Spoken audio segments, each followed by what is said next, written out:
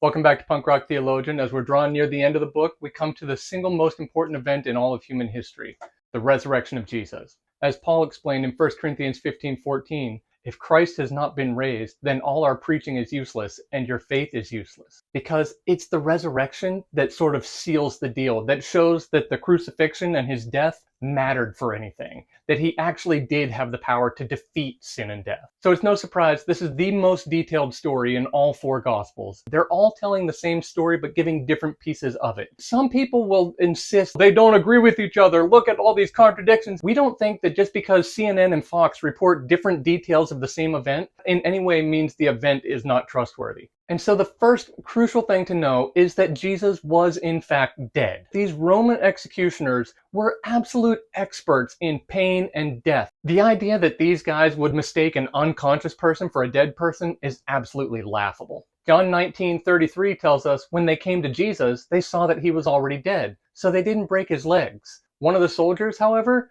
pierced his side with a spear and immediately blood and water flowed out. So these guys, even when they came to him and they could tell he was already dead, they stab him in the heart with a spear just to be extra sure. Then after Jesus was dead, he was buried. This seems like a throwaway detail to our culture, but you have to remember this is a crucifixion. These guys were not normally buried. That body is government property, and it was left hanging on the cross to decay as a public spectacle. And that's what makes it so special that in all four Gospels, a man steps on the scene at this moment named Joseph from the town of Arimathea. He actually gets permission from the governor to take Jesus' body down, and that's what led to this whole thing of checking and going, wow, is he really dead? And they made sure and then released the body to him. Mark 15:46 tells us Joseph brought a long sheet of linen cloth. Then he took Jesus' body down from the cross, wrapped it in the cloth, and laid it in a tomb that had been carved out of the rock. Then he rolled a stone in front of the entrance. It's an important detail because everybody knew where this tomb was. His opponents, the ones who had gotten him executed, actually went to the governor and they petitioned for a guard to come and secure the tomb to make sure that nobody could come and steal the body away and claim that he had been resurrected. Stealing the body and making that claim only do any good if everybody knew exactly where the body should be, if they knew what tomb it should be in. So they post the guard, but it doesn't do much good against the power of God. You get to Sunday morning, Matthew 28:2 tells us, suddenly there was a great earthquake, for an angel of the Lord came down from heaven, rolled aside the stone, and sat on it.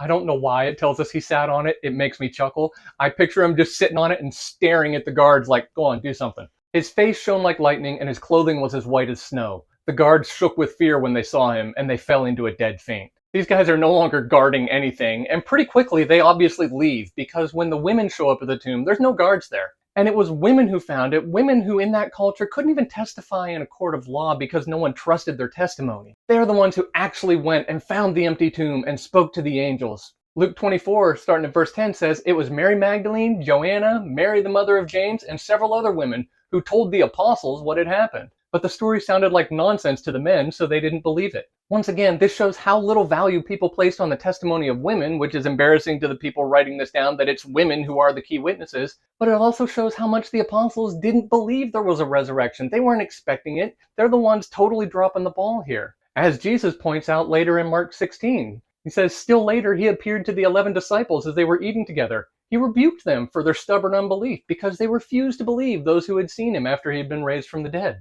He had told them in advance multiple times this is exactly what was going to happen. Then even the women came and saw the empty tomb. Some of them actually saw Jesus himself. They came and reported that to the apostles, and they're still going, I don't know about this. Jesus himself shows up, and they all think it's a ghost. They still don't believe a resurrection has taken place. That's actually all part of the greatest evidence that it did happen. They were so slow to believe it, and once they're convinced, nothing could shake that. These guys all went through torture and execution because they refused to say it didn't happen. They would not stop talking about it because when you see somebody conquer death, there's no threat that works against you anymore. That's why the resurrection is so important. And it's not even just these 12 guys. 1 Corinthians 15:6 says, after that, he was seen by more than 500 of his followers at one time. Most of whom are still alive, though some have died. This wasn't like 500 people all imagined Jesus at the same time. That doesn't happen. But also, he's saying, look, most of these people are alive. You don't have to believe me. Go ask them yourself. That's the critical thing about this. This story didn't spring up as legend 100 years later. This story spread like wildfire in the very place it would have been so simple to disprove it if it wasn't true. Jesus is alive today because he conquered death, and he calls us to join him in this life. That's all it is. You're going to believe it or you're not. And that decision determines everything else. The guys who saw it firsthand couldn't stop talking about it, and the story spread, and it kept going. It covered the whole world. It lasted for thousands of years till right now today, when I'm still talking about it and you're hearing me. And so you have to make the choice yourself. Whether you believe it or not doesn't change what Jesus did, but it does change your life. And frankly, that's the whole idea. Let him change your life.